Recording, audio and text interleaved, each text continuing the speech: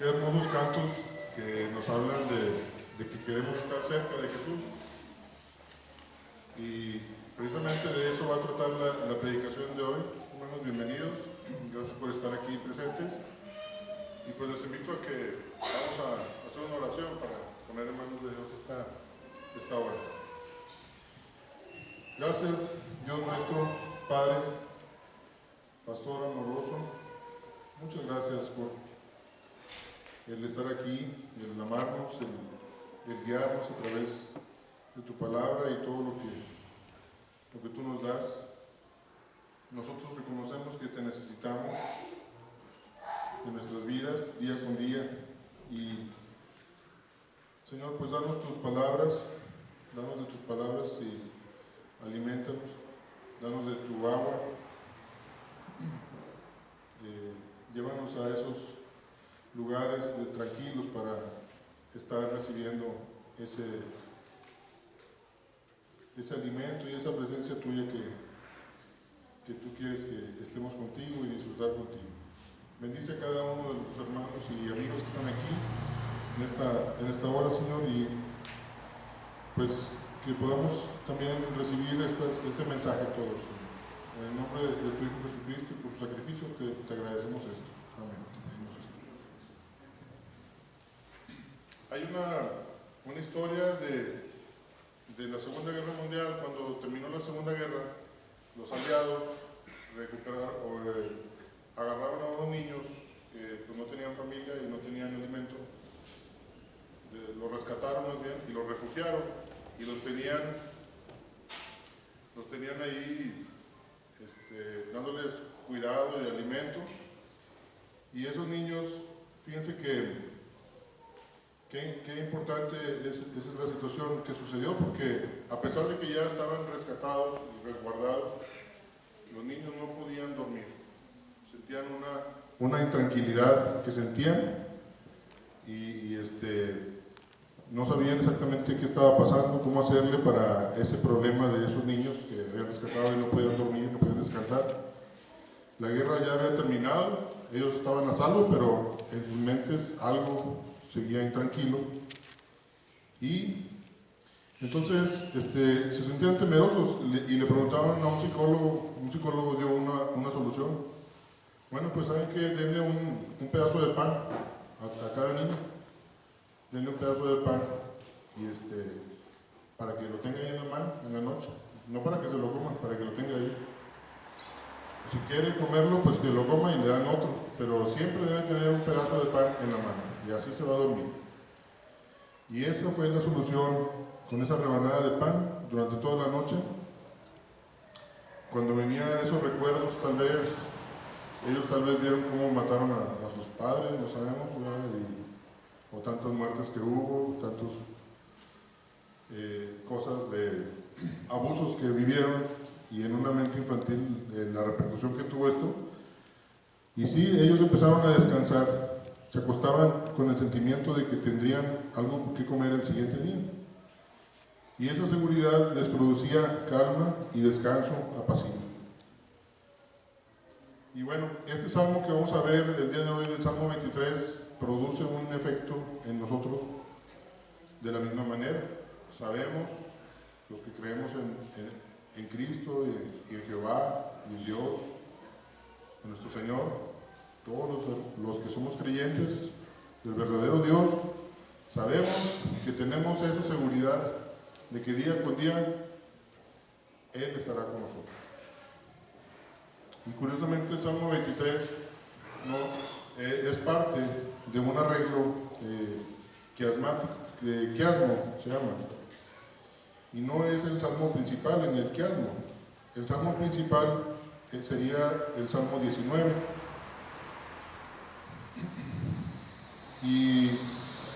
Pero para empezar, el Salmo 19 habla del himno para la gloria de Dios, pero el Salmo 23 es una parte de las entradas de los salmos. Primero empieza con el Salmo 24, que es la liturgia de entrada.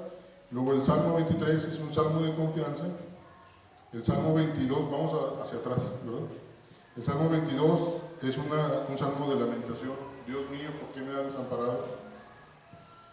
Y el Salmo 20 y 21 son salmos reales. Y finalmente nos acercamos al Salmo 19, que es el himno para la gloria de Dios y la ley. Y de la misma manera, desde el Salmo 15, empieza ese quiasmo también, ese arreglo poético de los salmos. El Salmo 15 igual es la liturgia de entrada, el Salmo 16 es el Salmo de confianza. Entonces el Salmo 16 se equipara al Salmo 23, para que esto es muy bonito, para que en sus casas puedan leer el Salmo 16 y van a ver que tiene muchos elementos muy parecidos al Salmo 23, el Salmo 16. De ahí sigue el Salmo 17, que es una lamentación igualmente. Luego el Salmo 18, que es un salmo real, hasta llegar al Salmo 19, que es un himno para la gloria de Dios y la ley. Pero por cuestiones, a lo mejor de cómo somos los humanos y de la paz que sentimos en Dios, nosotros hemos tomado el Salmo 23 como más icónico, como más representativo de los salmos. De hecho, se dice que a ver, bueno, ¿cuál es el salmo más largo? 119. Se dice que el Salmo 119 es como un arbolote grandísimo y abajo de él crecen florecitas, que son los otros salmos, y la flor más bella que crece es el Salmo 23, una florecita. Entonces, yo creo que los seres humanos, Dios puso en nosotros, puso en nosotros un detector de la belleza,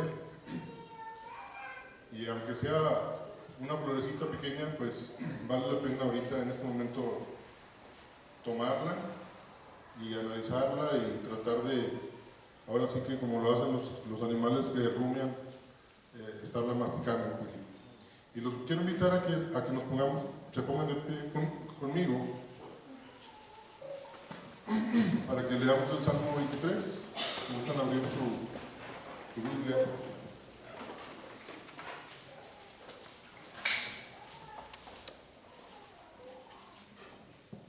Y quisiera que lo leyéramos. Yo voy a leer una frase y ustedes, si me pueden hacer el favor de repetirla, porque siento que al hacerlo así podemos ir entendiéndolo un poquito más. Repítanla, por favor les pido que repitan la frase después de mí. Vamos a empezar. Jehová es mi pastor. Jehová es mi pastor. Nada me faltará. Nada me faltará. En lugares de delicados pastos. En lugares de delicados pastos. Me hará descansar. Me hará descansar. Junto a aguas de reposo. Junto a aguas de reposo. Me pastoreará. Me pastoreará. Confortará mi alma. Confortará mi alma. Me guiará por sendas de justicia. Me guiará por sendas de justicia. Por amor de su nombre. Por amor de su nombre. Aunque ande en valle de sombra de muerte. Aunque ande en valle de sombra de muerte. No temeré mal alguno. No temeré mal alguno. Porque tú estarás conmigo. Porque tú estarás conmigo. Tu vara y tu cayado me infundirán aliento. Tu vara y tu cayado me infundirán aliento. Aderezas mesa delante de mí. Aderezas mesa delante de mí. En presencia de mis angustiadores. En presencia de mis angustiadores. Unges mi cabeza con aceite. Unges mi cabeza con aceite. Mi copa está rebosando. Mi copa está rebosando. Ciertamente el bien y la misericordia me seguirán. Ciertamente el bien y la misericordia me seguirán Todos los días de mi vida. todos los días de mi vida. Y en la casa de Jehová moraré. Y en la casa de Jehová moraré Por largos días. por largos días. Gracias. Tomemos asiento.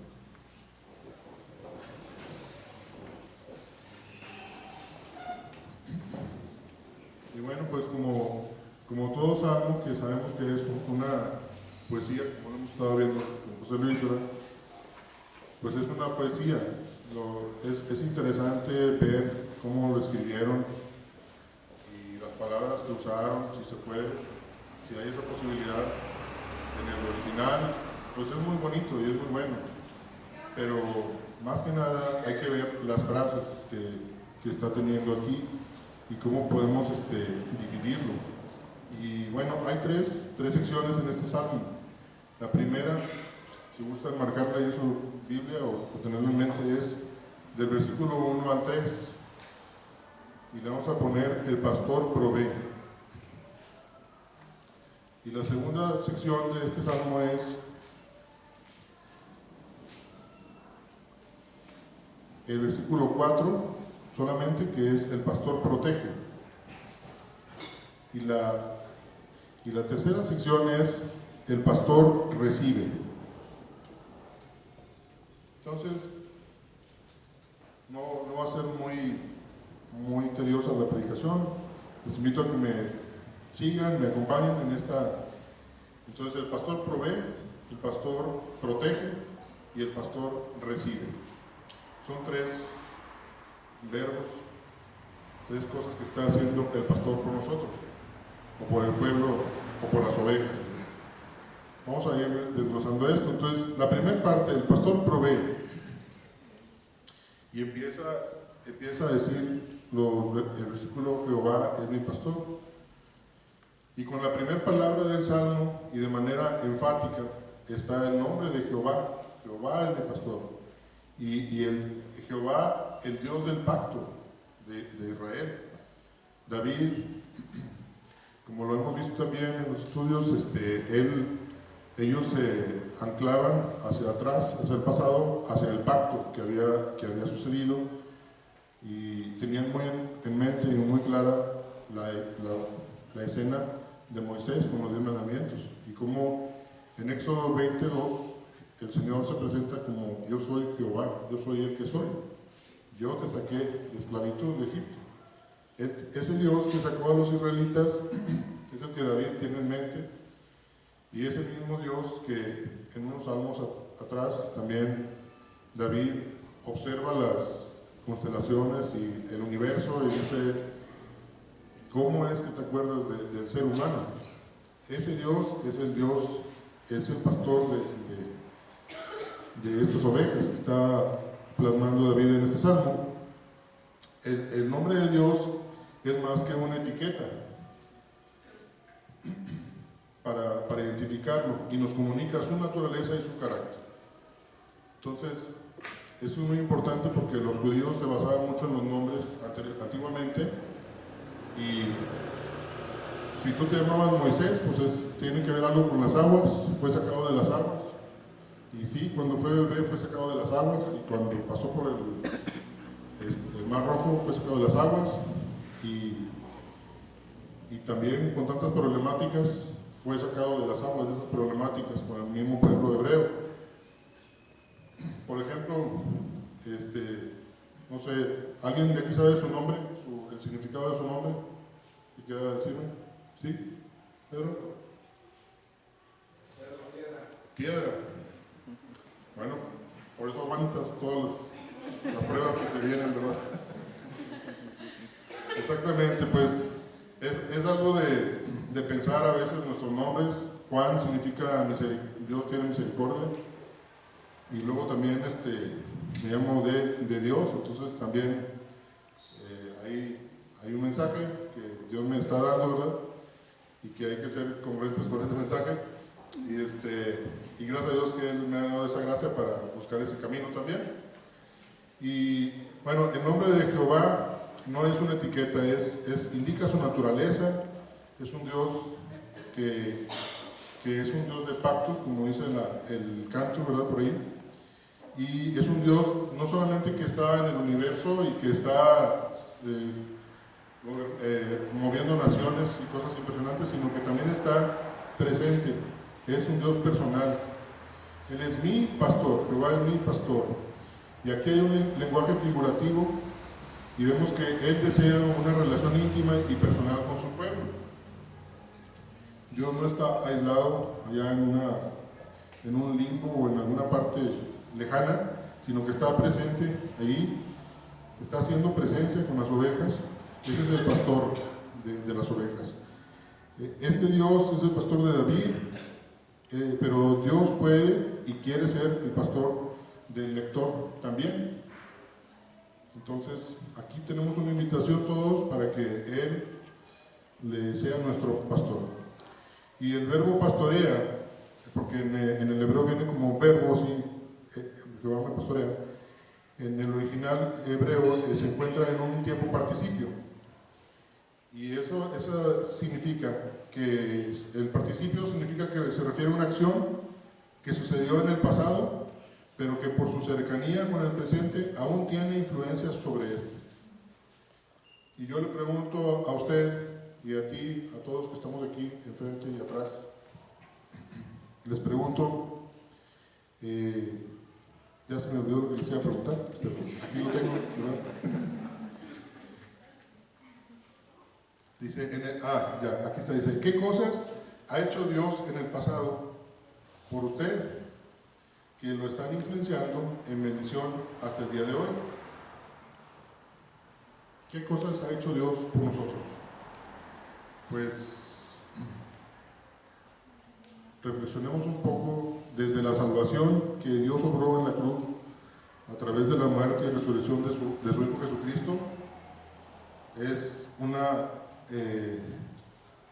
hasta siente uno ese agradecimiento tan impresionante de ese hecho que conmovió la historia y por el cual estamos muchos viviendo muchas bendiciones actualmente. Desde ese hecho de la muerte y resurrección de Jesucristo hasta los zapatos que trae puestos el día de hoy, o el accidente del que Dios lo libró. ¿Dónde está?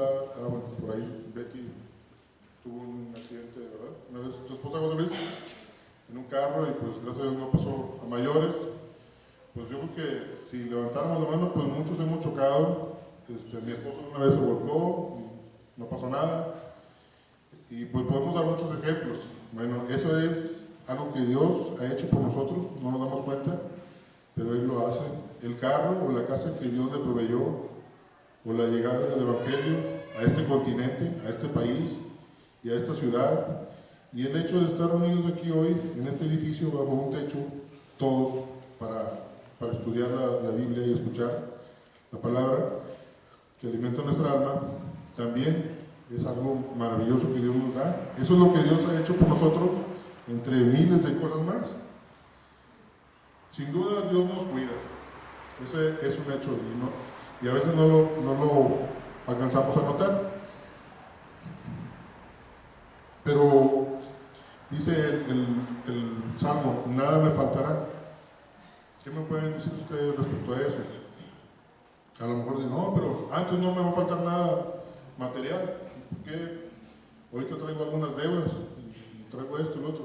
No, es que no estoy hablando de que no vamos a tener todos los beneficios materiales o financieros o físicos que queremos, porque no va a ser así, sino que así como un pastor tiene sus ovejas y en la antigüedad las usaban para los propósitos de la familia, porque eran una fuente puede ser de alimento o de cubrirse con la lana o de intercambio como trueque, etc. Era muy importante esa actividad en los de Palestina. Bueno, pero el pastor los usaba para sus propósitos, así también el pastor, que es el Señor, de igual manera nos provee todo lo que necesitamos para cumplir las tareas que Él nos da. Entonces, aquí es cuando ya entendemos esto, que existimos para servirlo, nos damos cuenta de que sí, Dios nos ha provisto de todo, y de la salud y de muchas cosas para poderlo servir en los ministerios distintos que Él tiene para cada uno de nosotros, para cada uno de sus ovejas. En lugares de delicados pastos me hará descansar, junto a aguas de reposo me pastoreará. Y aquí el texto hebreo resalta, me hará descansar. Este es el rol de Dios, Él nos hace descansar. No sé si les ha pasado, pero a veces si por nosotros fuera, a lo mejor no seguiríamos con ese ritmo de trabajo y todo, y a veces hasta le comentaba yo ahí en la casa que a veces Dios nos pone, se compone la camioneta o algo pasa para que te sientes un ratito y te pongas a descansar, te lleva a hacer eso, ¿verdad? Entonces Dios nos lleva a descansar, a veces por nuestra terquedad llegamos hasta enfermarnos nosotros mismos. ¿Y qué pasa? Pues vas en cama y ahí es donde descansas y ahí es donde te acuerdas de Dios y volteas la cabeza a Él. Entonces, Él nos hace descansar y aquí hay una participación de Dios en nuestra vida, incluye sustento, seguridad y descanso. Pues no vamos a alargarlo más que hasta ahí. Y vamos a seguir con aunque ande en valle de sombra, aquí hasta en estos versículos, en estos versículos primeros todos están hablando, fíjense en qué persona está hablando. Jehová es mi pastor. ¿Qué persona está hablando? ¿En qué persona? En tercera persona.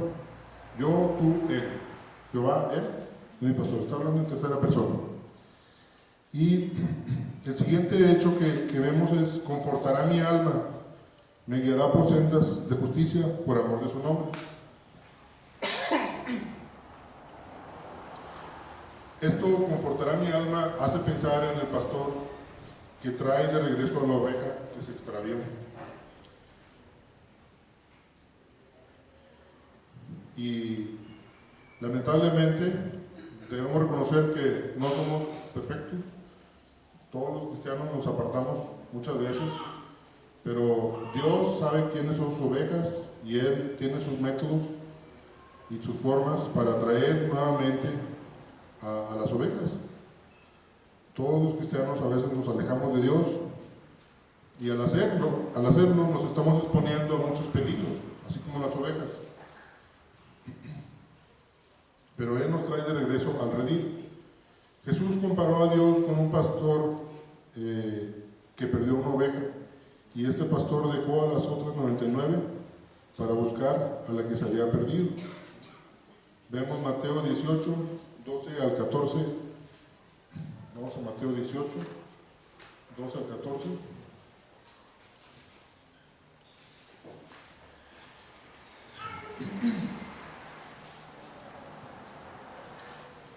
Y dice: ¿qué os parece?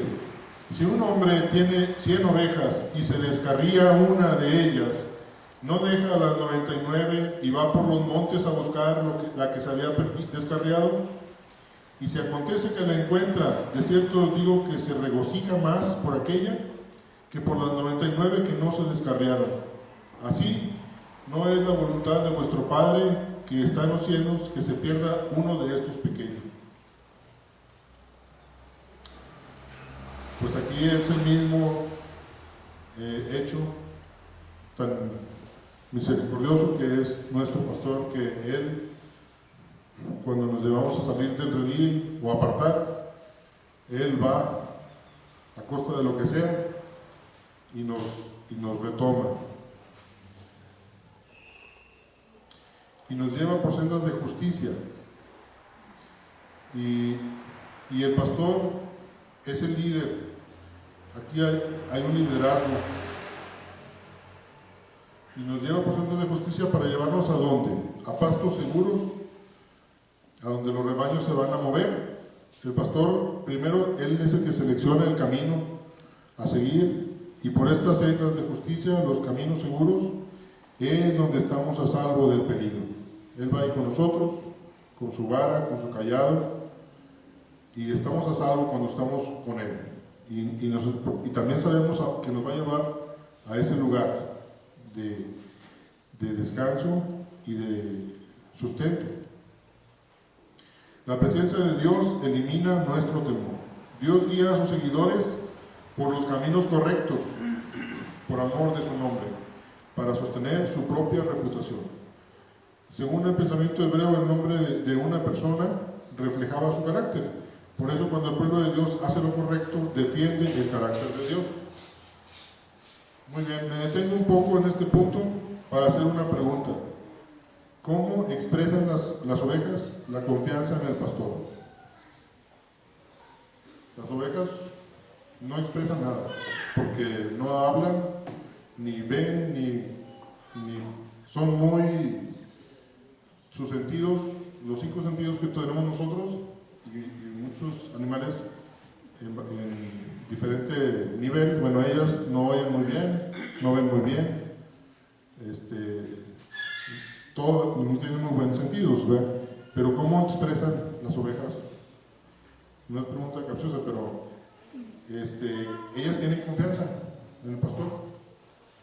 No sé si han visto un video donde un pastor se pone, hay muchas ovejas y les habla uno que no es el pastor de las ovejas, y entonces no vienen porque no es el pastor que siempre anda con ellas, y andan ahí comiendo y les están hablando y a lo mejor hasta por su nombre y no vienen. Pero cuando viene el pastor con el que ellas están acostumbradas y les habla, inmediatamente dejan lo que están haciendo y se vienen con él.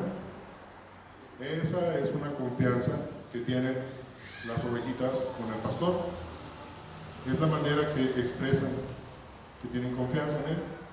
Y la segunda pregunta, ¿cómo se puede ver que las ovejas tienen confianza en él? Bueno, ya la contesté, porque obedecen, por eso tienen confianza.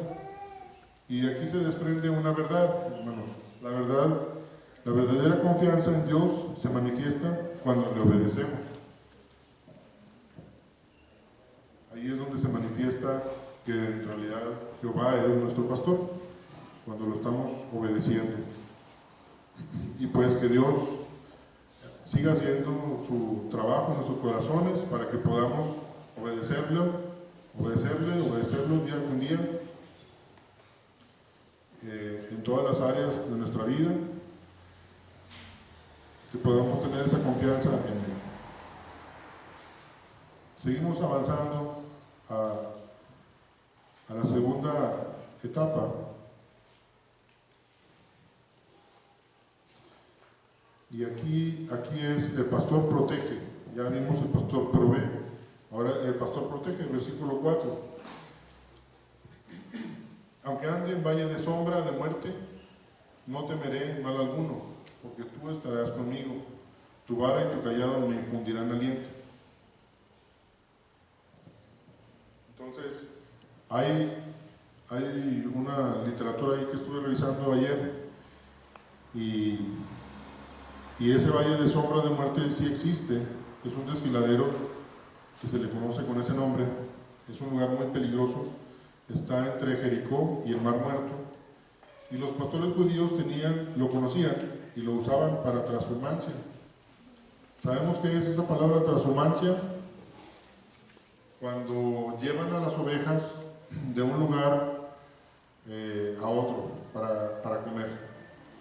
Por ejemplo, si los pastores andaban en las montañas, en tiempo de verano pues está bien el lugar, pero en tiempo de invierno era demasiado frío y tenían que irse con los rebaños a los valles donde no hacía tanto frío, y ahí se pasaban el invierno y ya mientras comían lo que había ahí, y después cuando pasaba el invierno regresaban entonces era estarse moviendo constantemente. Esa es la transhumancia, la palabra dominguera del día de hoy. Entonces es por eso que los pastores no nomás estaban en un lugar y ya, sino que tenían que estar caminando constantemente. Se encuentra este lugar situado al sur de Jericó, en dirección al Mar Muerto, y tiene 7,5 kilómetros de largo. Sus paredes de roca alcanzan en algunos lugares hasta 500 metros de altura. Imagínense un lugar muy estrecho y con las paredes muy altas, como un tipo cañón, me imagino yo, y hasta 500 metros de altura, y había lugares en donde nomás había como 3 metros, 2 o 3 metros de ancho, y por ahí tenían que pasar los rebaños y los pastores. y había subidas y bajadas y había también despeñaderos de repente, y ahí el pastor, cuando se caía una ovejita, si la oveja era grande, con el cayado que tiene la porción curvada, agarraba la oveja y del cuello la traía para arriba, y si la oveja era chiquita, pues del cuerpo, con el cayado, que es la vara con la curva, la traía para arriba y la rescataba. Pero no nomás ese era el único peligro, porque también había como cuevas en donde había jaurías de perros salvajes, y esas salían de repente, y lo malo es de que tenían que pasar por esos lugares como entre media tarde o amaneciendo, porque también durante el día el calor era muy extremo.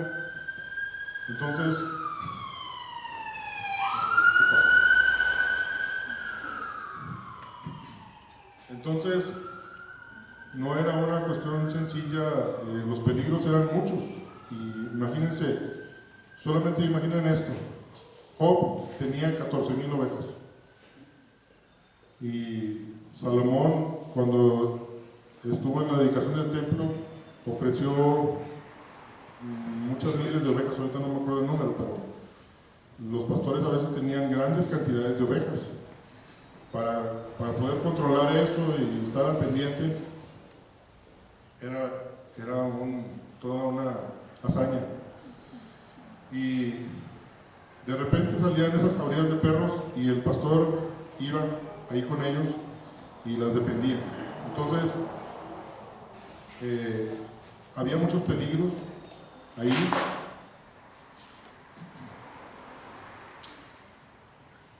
Extremadamente peligroso, y hendiduras y barrancos que había.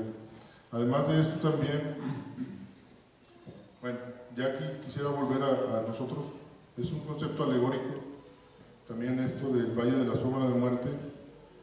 Bueno, qué bueno que ya sepamos que existió y que existe, pero también nosotros tenemos nuestros propios valles de sombra de muerte, y pues atravesamos lugares peligrosos, situaciones en la vida que incluso amenazan nuestra vida, enfermedades, otros ataques. Y ahí hermanos, es donde más nos cuesta no perder el equilibrio. Con una enfermedad, o con a lo mejor la enfermedad de un hijo o de un familiar muy querido, ahí es donde más nos cuesta no perder el equilibrio. Pero ahí también es donde debemos reconocer que nuestro pastor está con nosotros, protegiéndonos y ayudándonos. Aunque el camino entre a un lugar peligroso, no debemos temer, porque el buen pastor está presente con sus ovejas. Jesús dijo en Juan 10:11: yo soy el buen pastor. El buen pastor su vida da por las ovejas. Él dio su vida, pero también la recuperó, tal como lo prometió. Y eso lo vemos en Juan 10:17 al 18.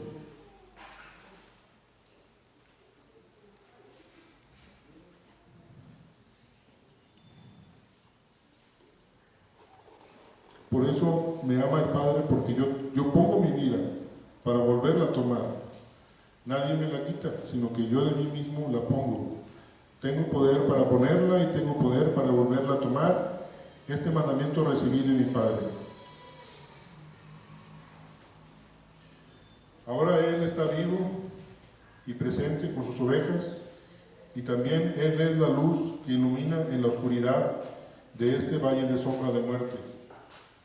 Veamos Juan 1:5, dice: la luz en las tinieblas resplandece, y las tinieblas no prevalecieron contra él. Entonces, ¿cuál miedo, hermanos? Ninguno debemos de tener, porque estamos con nuestro pastor, y Él es nuestra luz también.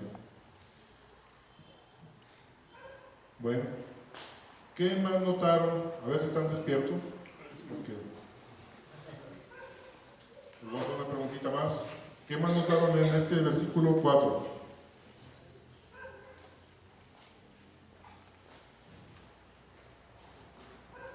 de estar hablando en tercera persona, ¿qué pasa ahí? Cambia. Tú ahora le habla al pastor, ¿verdad?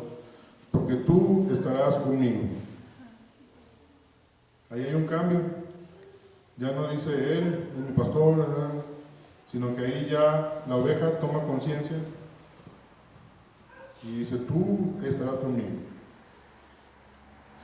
El salmista deja de escribir sobre Dios y empieza a hablarle a Dios, tú estarás conmigo. En el texto hebreo, esta frase, hermanos, a veces a los pacientes les digo mi amor, y ahorita yo creo que se me fue la onda. Esta frase, tú estarás conmigo, es la parte central del Salmo 23. Antes, en el hebreo, si vemos las palabras hebreas, antes de esa frase, tú estarás conmigo, hay 26 palabras. Y después de esa frase, hay otras 26 palabras. Entonces, hay 26 palabras, y luego dice, tú estarás conmigo, y luego hay otras 26 palabras, y se acaba el salmo. Entonces, hay un orden poético en ese salmo que a lo mejor nosotros no lo vemos porque ya está traducido, pero... Y resulta ser de que ese número 26, también la palabra Yahvé, el tetragrammatón, la YHWH, cada letra en hebreo tiene un número, equivale a un número. Entonces, si suman esas 4 letras, son 26, da el número 26. Entonces, bueno, son curiosidades, ¿verdad? Pero no implican ninguna numerología, ni estamos creyendo en numerología, nada de ese tipo de cosas. Y aquí se nota más porque es una cuestión poética, más que nada, por eso hago ese hincapié. Pero sí, también noté yo en el Salmo que iniciando viene la palabra Jehová, y ya casi al último vuelve a venir la palabra Jehová. En la casa de Jehová moraré por largos días. Entonces Jehová está al inicio y al final del Salmo, y está en medio, está conmigo. Bueno, esto nos hace reflexionar que Dios está con nosotros antes, durante y después de haber atravesado cualquier circunstancia, por difícil que sea.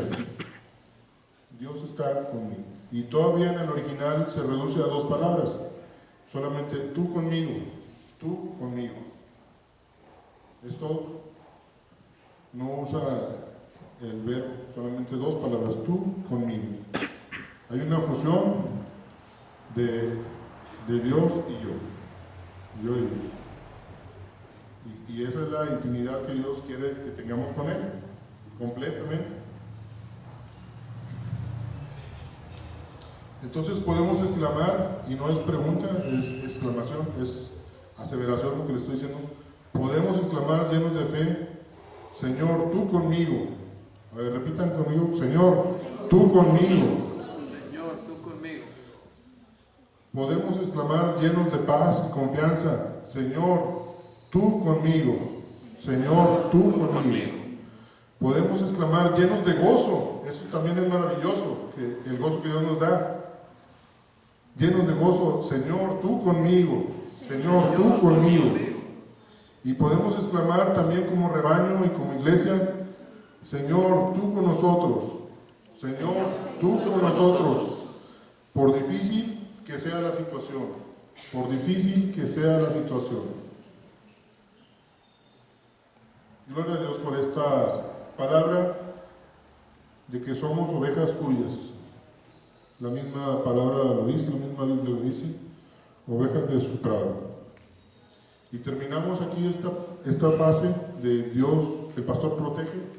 Ya vimos el pastor provee, ahora estamos en el pastor protege. Terminamos esto y pasamos al pastor recibe. Aquí está el versículo 5 y 6, es la tercera sección. Aderezas mesa delante de mí, en presencia de mis angustiadores, unges mi cabeza con aceite, mi copa está rebosando. Aquí la poesía nos recuerda que Dios es el anfitrión amable de sus ovejas y les ofrece protección, sanidad, refugio.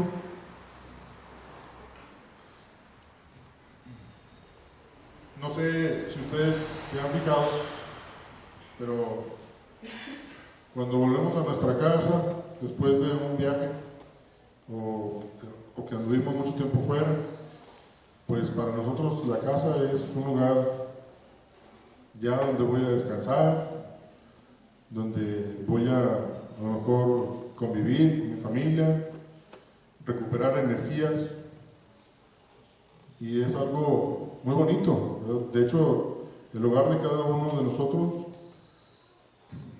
es como un adelanto de lo que de los hogares, de cada uno de los hogares cristianos de nosotros es o debería ser como un adelanto de lo que va a ser el cielo cuando estemos con Dios, ¿verdad?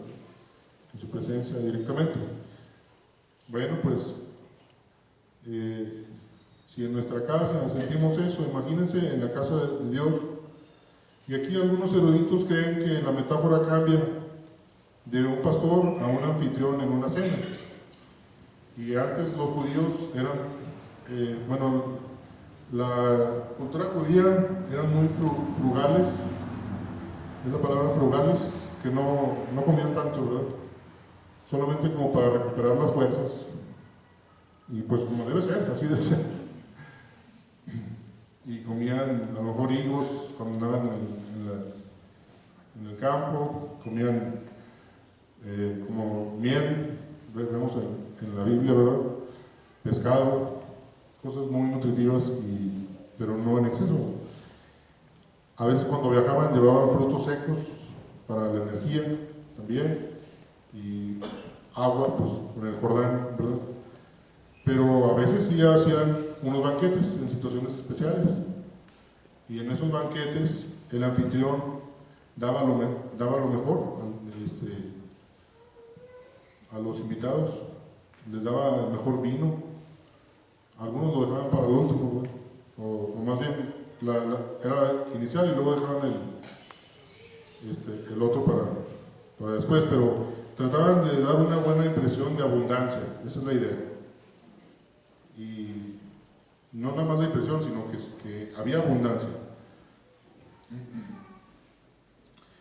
Y así cualquier invitado a este banquete podía levantarse, era un evento público, y podía observar cómo estaban poniendo la mesa, estaban preparando todo, y así es lo que estaba diciendo aquí: aderezas mesa delante de mí, en presencia de mis angustiadores.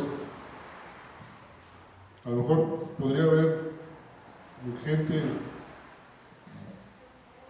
que estuviera queriendo hacerle algo a un invitado de los que estaban ahí, pero ellos ahorita ahí, en ese momento, estaban en un banquete. Bueno, esa es una teoría de que cambia la metáfora a una cena y a un anfitrión, pero también otros eruditos siguen viendo la metáfora de un pastor y de sus ovejas. Y en ese caso el pastor colocaba una franja de cuero y ahí ponía forraje, las tendía y ponía forraje para que cuando no siempre había zacate o así, él ahí les llevaba y ahí comían. Y esa sería como la mesa, ¿verdad? Aderezas mesa delante de mí, en presencia de mis angustiadores. Es de que aunque hubiera animales que pudieran estar ahí amenazando, pues el pastor estaba y les estaba dando todo lo que necesitaban. Pues en cualquiera de los dos casos, la analogía indica que el pueblo de Dios nunca está completamente libre de problemas, pero siempre está presente Dios para ayudarlo. El Señor siempre está presente para ayudar al pueblo de Dios. De igual forma, con el aceite, ungir la cabeza de alguien era un honor, y en el antiguo Medio Oriente los ungüentos y perfumes se solían derramar sobre ciertos invitados en los banquetes. Y también los pastores llevaban frascos de aceite para curar a las ovejas cuando se rasparan la cara o con las espinas. De hecho, al final del día iban pasando con su vara, estaban checando las ovejas, pasaban una por una y rápido daban una inspección. Si venían con heridas o cortadas, y el que sigue, pues si venían maltratadas o de alguna manera, y tenían una vasija ahí con agua y otra con aceite. Con el agua le limpiaban la herida y luego le ponían el aceite y ya, la oveja se iba con las demás. A lo mejor estaba herida, pero se iba y ahí descansaba, y el aceite tiene una función restauradora en esa herida, se curaba.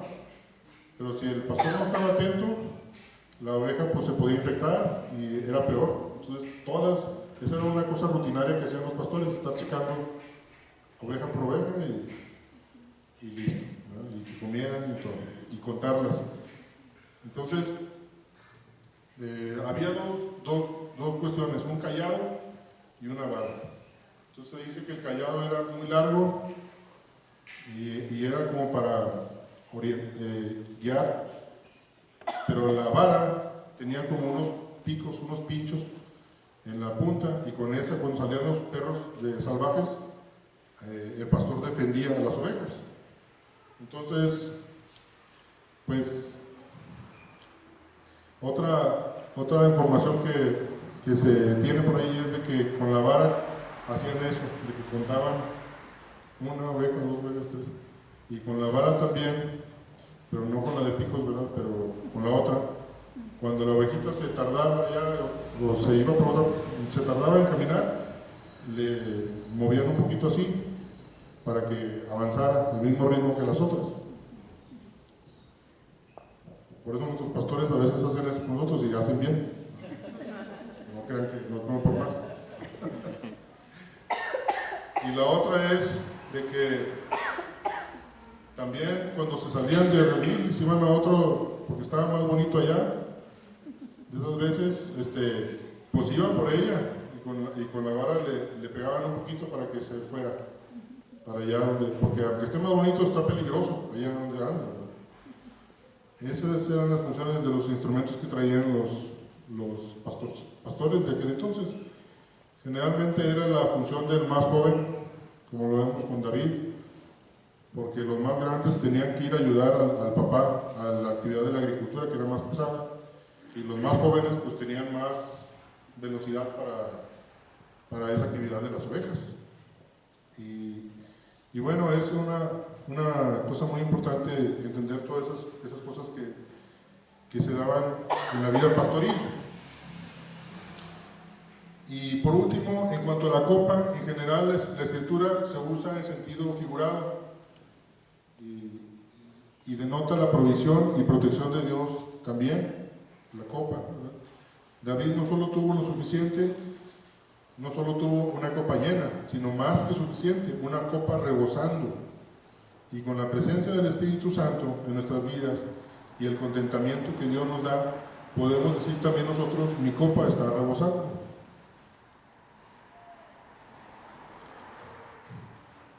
Finalmente terminamos, ciertamente el bien y la misericordia me seguirán todos los días de mi vida, y en la casa de Jehová moraré por largos días. La palabra ciertamente nos habla de una profunda convicción de que algo es completamente cierto, real. Así es. Y aquí el salmista menciona dos atributos de Dios importantísimos, el bien y la misericordia. Ciertamente el bien y la misericordia me seguirán todos los días de mi vida. Cuando andamos en delicados pastos y junto a aguas de reposo, reconocemos el bien de Dios.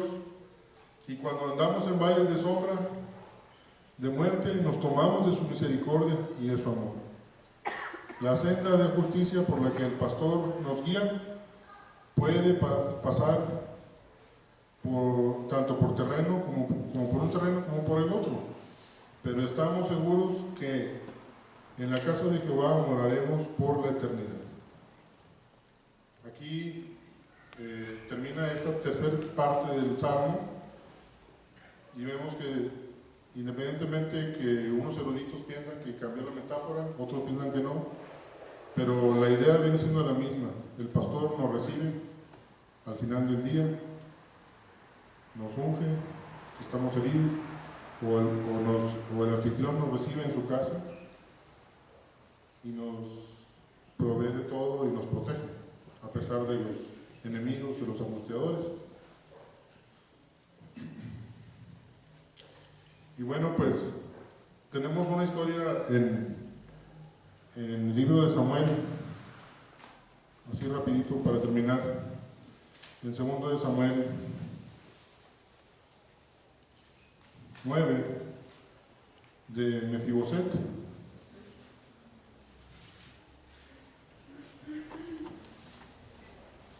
Bueno, primero vamos a ver 4:4. 4:4, 2 Samuel 4:4, creo que era ese el libro. Y Jonatán, hijo de... Es 2 de Samuel 4:4. Y Jonatán, hijo de Saúl, tenía un hijo, lisiado de los pies. Tenía 5 años de edad cuando llegó de Jezreel la noticia de la muerte de Saúl y de Jonatán. Y su nodriza le tomó y huyó. Y mientras iba huyendo apresuradamente, se le cayó el niño y quedó cojo. Su nombre era Mefiboset. Ahí viene la historia de cómo este descendiente de Saúl, hijo de Jonatán, quedó lisiado por una caída. Y si nos vamos al capítulo 9, ahí en el versículo 11, bueno, ahí viene toda la historia de cómo David se da cuenta de la existencia de Mefiboset, porque pregunta si quedó algún descendiente de él, y se da cuenta, y entonces dice, pues tráiganlo, ¿verdad? Y en el versículo 11, ahí ya en el 10 y en el 11 le está diciendo al siervo de Mefiboset que haga todo lo que, para que Mefiboset tenga sus campos cultivados. Esto vamos a leerlo mejor, dice 2 Samuel 9:10. Tú pues le labrarás las tierras, tú con tus hijos y tus siervos, y almacenarás los frutos para que el hijo de tu señor tenga pan para comer. Pero Mefiboset, el hijo de tu señor, comerá siempre a mi mesa. Y tenía Siba 15 hijos y 20 siervos. Y respondió Siba al rey: conforme a todo lo que ha mandado mi señor el rey a su siervo, así lo hará tu siervo. Mefiboset, dijo el rey, comerá a mi mesa como uno de los hijos del rey. Y en el versículo 13 termina diciendo: y moraba Mefiboset en Jerusalén, porque comía siempre a la mesa del rey, y estaba lisiado de ambos pies. Y bueno, pues nosotros, gracias a Dios que podemos tomar esta historia, ¿verdad? Y el Salmo 23 y ver cómo Dios nos ha traído de una existencia, pues vamos a decirlo así, como una ovejita, como un animalito, de ir tomando conciencia de que está el pastor con nosotros, de ir sintiendo su provisión, su protección, y finalmente de que nos reciba en su casa. Y en la primera fase, el Salmo 23 es más como de la oveja, y en el versículo 4, que es la segunda fase, como que se empieza a humanizar esa oveja, empieza a tomar conciencia: tú estás conmigo.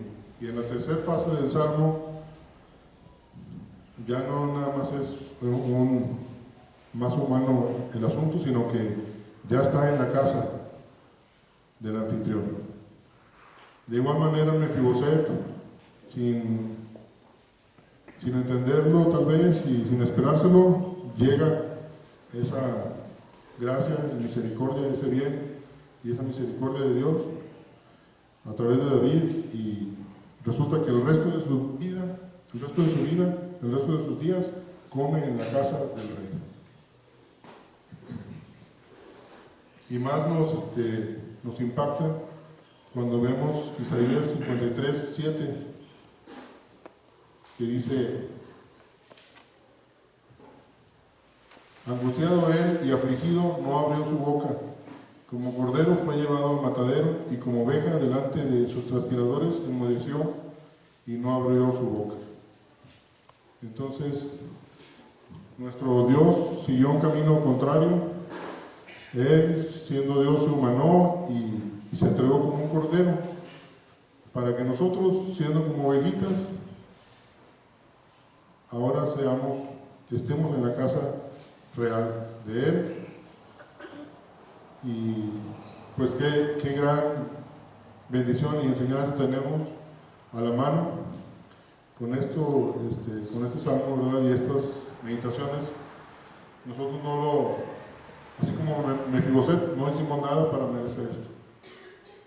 Y pues gracias a Dios por esto. Bueno, hermanos, pues este es el Salmo 23. Recuerden leer en casa el Salmo 16 y ver algunos paralelos que tengan. Y el Salmo central de estos dos es el 19. También se puede leer. Muchas gracias.